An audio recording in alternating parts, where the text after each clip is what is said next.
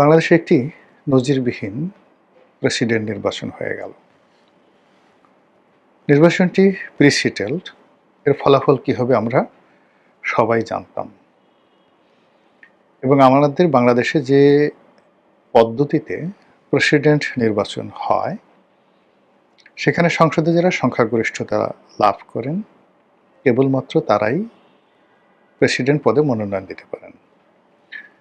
দ্বিতীয়ত, সংসদে যে আর্টিকেল 70 রয়েছে আমাদের সংবিধানে, সেই সংবিধানের আর্টিকেল 70কে অতিক্রম করে দলীয় প্রার্থীর বিরুদ্ধে গিয়ে অন্য দলের রাষ্ট্রপতি প্রার্থীকে ভোট দেওয়া অসম্ভব বিষয়। সেক্ষেত্রে জামাতের যে প্রার্থী, তো সেই প্রার্থী ডক্টর কর্নেল অলি আহমেদ, তো ওনার বিরুদ্ধে জামাতের কারোর একটা ভোট দেওয়ার কোনো সুযোগ ছিল না। ওদিকে বিএনপি যাকে মনোনয়ন দিয়েছেন মির্জা ফখরুল ইসলাম আলমগীর, তার বিরুদ্ধেও বিএনপির কারোরই ভোট না দেওয়ার কোনো রকম সুযোগ ছিল না। আর এই কাজ কেউ করলে সঙ্গে সঙ্গে তার সংসদ সদস্যপদ চলে যেত।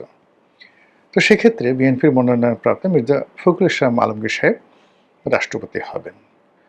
এতে নতুন কিছু ভাবার স্কোপ নেই, করার কিছু নেই। যদি প্রাকৃতিক কারণে নির্বাচনের আগে কোনো প্রার্থীর যদি কোনো দুর্ঘটনা না ঘটে, অর্থাৎ হযরত জিবরাইল আলাইহিস সালাম যদি তাদেরকে সালাম কালাম না করেন, তাহলে ওই বিএনপির মনোনয়ন যিনি পেয়েছেন তার রাষ্ট্রপতি হওয়ার পথে আর কোনো বাধা নেই।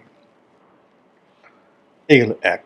২ নম্বর হলো যে আমাদের রাষ্ট্রপতি পদটি আনাকুম জানাকুম আলাম সালাম কালাম দিবে। রাষ্ট্র যাদেরকে গুরুত্বপূর্ণ মনে করবে, তথ্য মন্ত্রণালয়ের একটা লিস্ট আছে, ডিজিএফআই এনএসআইয়ের একটা লিস্ট আছে, তারপর সরকারের একটা লিস্ট আছে। তো এই লিস্টটি মন্ত্রণালয় থেকে যায়, রাষ্ট্রপতির দপ্তর থেকে ৪-৫টি অনুষ্ঠান করে বছরে। সেই অনুষ্ঠানে এই আমন্ত্রিত অতিথিরা গিয়ে পোলাও কুরমা কালিয়া কোপ্তা খায় এবং তারা বিরাট কিছু রাষ্ট্রপতির ওখানে দেখা করে আসলাম। এর মধ্যে ভিআইপি আছে, সিআইপি আছে, রাজনৈতিক নেতৃবৃন্দ আছেন, আমলা আছেন, কামলা আছেন, সব একেবারে সাজানো, আপনি এর বাইরে যেতে পারবেন না। ওখানে সরকার এবং রাষ্ট্র যে তালিকাগুলো করে এসেছে, আওয়ামী লীগ জমানাতে যে তালিকা ছিল সেটার পরিবর্তে আবার বিএনপি যে তালিকা করেছে, তালিকার বাইরে আপনি রাম হন, শাম হন, যদু হন, মধু হন, আলবার্ট আইনস্টাইন হন, ইবনে বতুতা হন, আপনার ওই রাজকীয় ওই অনুষ্ঠানে যাওয়ার কোনো সাধ্য নেই, সম্ভব নয়। এবং রাষ্ট্রপতি ইচ্ছে করলেও আপনাকে ওই ধরনের কোনো অনুষ্ঠানে দাওয়াত দিতে পারে না। মন্ত্রণালয় যা বলে তাই। এর বাইরে তার কিছু রুটিন কাজ আছে, জানাজায় অংশগ্রহণ করা, বিভিন্ন সমাবর্তনে অংশগ্রহণ করা, প্রধান বিচারপতির শপথ পাঠ করানো থেকে শুরু করে এই কাজগুলো প্রধানমন্ত্রীর পরামর্শে তাকে কিছু কাজ করতে হয়, আর কিছু তার ইনহেরেন্ট পাওয়ার রয়েছে। এর বাইরে মূলত রাষ্ট্রপতি পদের আসলে ওই বাড়ির মধ্যে বসে থাকা, মাঝে মধ্যে বিদেশে যাওয়া, চিকিৎসা করা, বাংলাদেশে যদি একেবারে সুন্দরতম রাষ্ট্রপতি ধরেন, তাহলে আওয়ামী লীগের রাষ্ট্রপতি আব্দুল হামিদের মতো এরকম নিপাট, এরকম সুন্দর, এরকম নির্ঝঞ্ঝাট কোনো রাষ্ট্রপতি ছিল না। ওটাই হলো বাংলাদেশের বর্তমান রাষ্ট্রপতির মডেল। তো যখন নতুন বিপ্লব হলো, জুলাই বিপ্লব হলো, এবং সবাই বললো যে আমরা এরকম রাষ্ট্রপতি চাই না, আমাদের রাষ্ট্রপতি হতে হবে পাকিস্তানের মতো, গোলাম মোহাম্মদের মতো, যেখানে কন্টেম্পোরারি সেনাবাহিনীর প্রধানের ক্ষমতা, প্রধানমন্ত্রীর ক্ষমতা এবং রাষ্ট্রপতির ক্ষমতার মধ্যে একটা ভারসাম্য থাকবে। এবং সেই অনুযায়ী ডক্টর মোহাম্মদ ইউনূস বা ওনার পছন্দের মতো কেউ, বা আগামীতে ডক্টর মোহাম্মদ ইউনূস ভার্সন 2 এরকম কেউ যদি রাষ্ট্রপতি হন, তাহলে যাতে এই পদটি নিয়ে রাষ্ট্রপতি যিনি থাকবেন তিনি হেলে দুলে চলতে পারেন, এই জন্য গত অন্তর্বর্তীকালীন সরকারের সময় প্রাণ ভরে, কলিজা ভরে তারা সংস্কার করেছে এবং রাষ্ট্রপতিকে যতটা সম্ভব হাইলাইট করার চেষ্টা করেছে যেন ডক্টর মোহাম্মদ ইউনূস সেখানে বসতে পারে।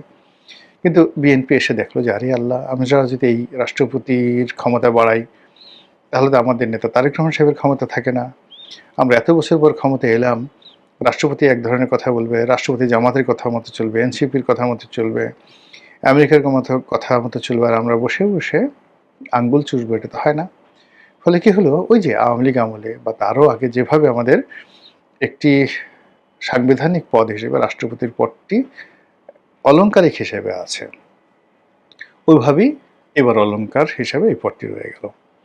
তো কাজে এটা নিয়ে কোনো উচ্ছ্বাস দেখানোর দরকার ছিল না, আবেগ দেখানোর দরকার ছিল না, এটি নিয়ে কোনো অ্যাটেনশন দেখানোর দরকার ছিল না। এবং এটা একটা নির্বাচন করার জন্য নাকি কয়েকশো কোটি টাকা খরচ হয়ে গেছে, বোগা, যেসব কিচ্ছু দরকার ছিল না, কোনো দরকার ছিল না। উল্টো এই দেশে অর্থনৈতিক সংকট, রাজনৈতিক সংকট, তারপরে ভাবমূর্তির সংকট সরকারের, তো এর মধ্যে একটা নির্বাচন হলো।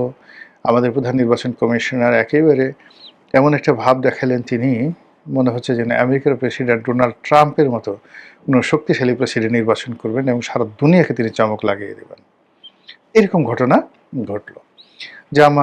জামাতের প্রার্থী অলি আহমেদ সাহেব অনেক বড় বড় কথা বললেন, তারা দেখিয়ে দেবেন বিনা যুদ্ধে তারা মানে এক সুসাগ্র পরিমাণ মেদেনির জমি তারা ছাড়বেন না, এরকম একটা জিহাদি জোশ তাদের কথাবার্তায় লক্ষ্য করা গেল। তারা বলল যে হ্যাঁ, আমরা জনতার রাষ্ট্রপতি। কেউ কেউ বললেন যে জামাত যে প্রার্থী দিচ্ছে তিনি হবেন মূলত ছায়া রাষ্ট্রপতি, শ্যাডো রাষ্ট্রপতি, এরকমভাবে ঠাট্টা মস্করা চলছিল। তারপর রাষ্ট্রপতি প্রার্থী কর্নেল ওলি তার সেই যে ক্ষুরধার বক্তব্য, তিনি বলার চেষ্টা করলেন আমি জামাতে যদি না আসতাম, বিএনপিতে থাকলে বিএনপি তাকে রাষ্ট্রপতি বানাতো, কোনো অবস্থাতেই তারেক রহমান সাহেব জীবিত থাকা অবস্থায় কর্নেল ওলিকে রাষ্ট্রপতি বানাতেন না। তো এরকম অবস্থা, যাই হোক, এখন সেই রাষ্ট্রপতি নির্বাচন হলো। সেখানে অবাক করার বিষয় হলো যে রাষ্ট্রপতি পদে যখনই পার্লামেন্টের ভোটে নির্বাচিত হলেন, তো সেখানে আসলে কর্নেল ওলির উপস্থিত থাকার সুযোগ ছিল না। এর কারণ হলো তিনি তো মেম্বার অফ পার্লামেন্ট ছিলেন না। দ্বিতীয়ত, ওখানে মির্জা ফখরুল সাহেব নির্বাচিত হওয়ার সঙ্গে সঙ্গে সবাই উঠে পড়ে লাগলো তার সঙ্গে কোলাকুলি করার জন্য, ফুল দেওয়ার জন্য, এবং পার্লামেন্টের মধ্যে তাকে নিয়ে টানাটানি। আর সেই টানাটানির মধ্যে জামাতের লোকদের যে টানাটানি, এটি ছিল রীতিমতো ন্যাক্কারজনক। এখানে হলো যে আপনি একজন রাষ্ট্রপতিকে সম্মান জানাবেন, স্যালুট দেবেন, হ্যান্ডশেক করবেন, কোলাকুলি করবেন, দেয়ার ইজ এ ডিসেন্সি। তো সেই ডিসেন্সিটা ছিল না, আভিজাত্য ছিল না, সৌজন্যতা ছিল না। তারা যে কাজটি করলো সেটা হলো তারা সেই যে যার মতো করে তাকে অভ্যর্থনা জানানো শুরু করলো। কিন্তু যে ছবিটি বা ভিডিও দৃশ্যটি একেবারে রীতিমতো ভাইরাল হয়ে পড়েছে, সেটি হলো জনৈক জামাতের সংসদ সদস্য, তিনি মির্জা ফখরুলকে প্রচণ্ড শক্তি দিয়ে বুকে জড়িয়ে ধরলেন। মির্জা ফখরুল এমনি বয়স্ক মানুষ, নানা রকম রোগ শোকে, ব্যামোতে তিনি অসুস্থ, এখনও তিনি হাঁটতে পারেন না ঠিক মতো। তো সেই অবস্থাতে সেই লোক কুয়াতুল মুসলিমিন দেখিয়ে তাকে এমন জোরে চাপ দিল, যদি মানে রাষ্ট্রপতি মহোদয় মানে আসেনি, কিন্তু অন্য কোনো তার মতো অসুস্থ ব্যক্তি হইলে সে জাস্ট একটা শব্দ করতো, ক্যাত ক্যাত করে একটা শব্দ করে ফেলত।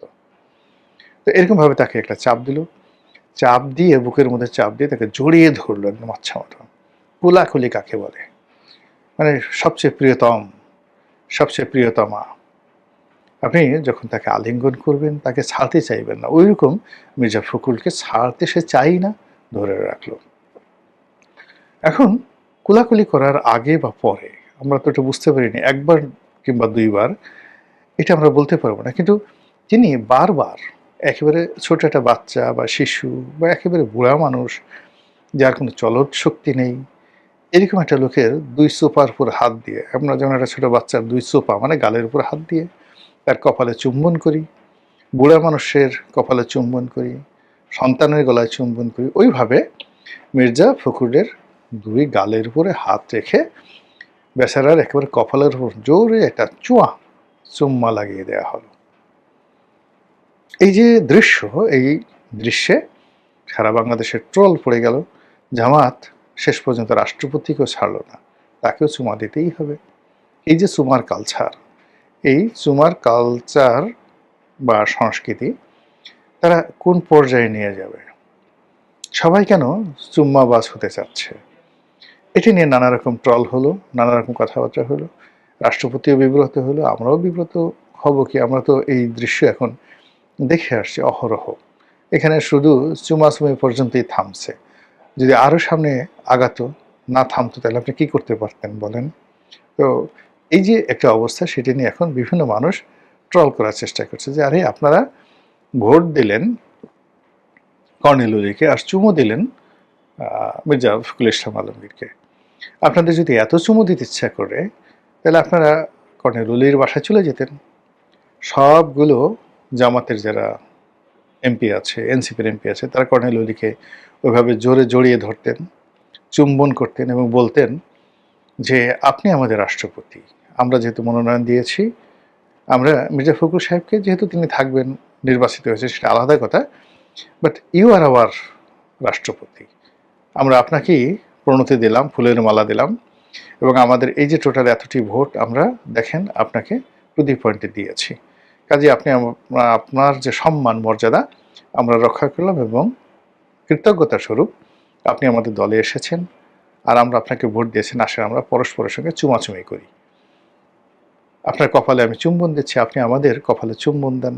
সেটা অনেক সুন্দর হতো, শালীন হতো এবং আন্তরিকতা প্রকাশ পেত। কিন্তু তা না করে যে দৃশ্য আমরা দেখলাম বঙ্গভবনে, যে দৃশ্য দেখলাম সংসদের মধ্যে, এতে করে এই জামাতের যে ভেলকিবাজি, সেই ভেলকিবাজি আবার নতুন করে জাতির সামনে উন্মোচিত হয়ে গেল। সবাই বলার চেষ্টা করছে, মূলত এই ধরনের নাটক করে, এ ধরনের অভিনয় করে জামাত একটা নতুন বিএনপির হাতে একটা অস্ত্র তুলে দিল, যে এই বিএনপি এতটা গণতান্ত্রিক যে যে রাষ্ট্রপতি নির্বাচন হলো, সেই রাষ্ট্রপতি নির্বাচনেও তারা প্রতিযোগিতা করে পাশ করেছে।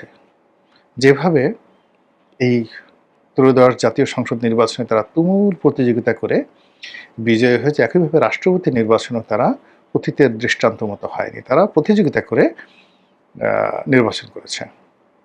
দ্বিতীয়ত হলো, জামাতও বলার চেষ্টা করছে পাবলিককে, আমরা যারা সাধারণ পাবলিক, আমাদেরকে বোঝানোর চেষ্টা করছে, দেখেছো দেখেছো আমাদের কি ক্ষমতা, কি দাপট, আমরা সেই শত চেষ্টা করেও আমাদেরকে সেই প্রতিযোগিতার বাইরে রাখা যায়নি। আমরা এখানে প্রতিযোগিতা করেছি, আমরা জানি নিশ্চিত পরাজয়, কিন্তু সব পরাজয়ই পরাজয় নয়। আমরা এজন্য সরাসরি যুদ্ধ করে, ভোট যুদ্ধ করে, তারপরে শেষে পরাজিত হয়ে দেখিয়ে দিয়েছি গণতন্ত্র কাকে বলে। কিন্তু বাস্তব ঘটনা কি তাই? Not like that.